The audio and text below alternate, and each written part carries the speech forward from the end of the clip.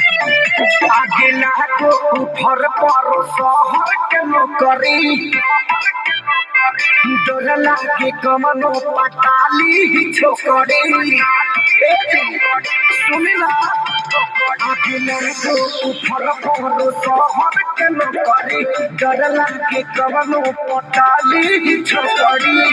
हो जाई काम कमाई राजा जी हो जाई काम कमाई राजा जी जीवका के लोन पर उठा ली टेम्पू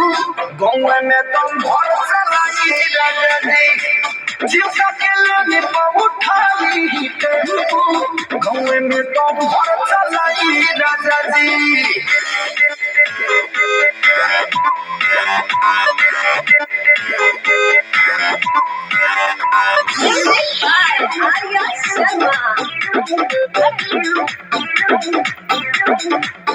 हमारा खुशी की न पल भर में छीनी रोज साझे पैसा की न बन के महलकीनी हमारा खुशी के न पल भर में छीनी रोज साझे पैसा की न बन के महलकीनी बात मानी करी न कराई राजा जी बात मानी करी न कराई राजा जी जीवका के लोन पर उठा लीजिए तो टेम्पू गौवा में दम भर चलाई राजा जी जीवका के लोन पर उठा लीजिए तो टेम्पू गौवा में दम भर चलाई राजा जी चलाई राजा जी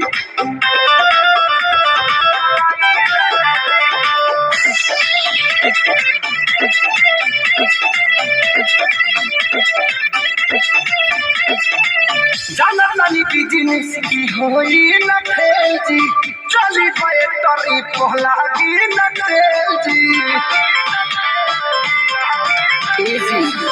जाना नानी बिजनेस की होई न खेजी चली गए तरी पहला की न तेजी पवन खेसारी संगे जाई राजा जी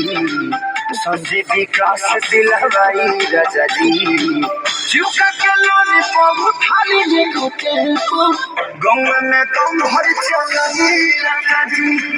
जीवका के लोन पर उठा लीजिए तो टेम्पू गौवा में दम भर चलाई राजा जी शुभम बाबा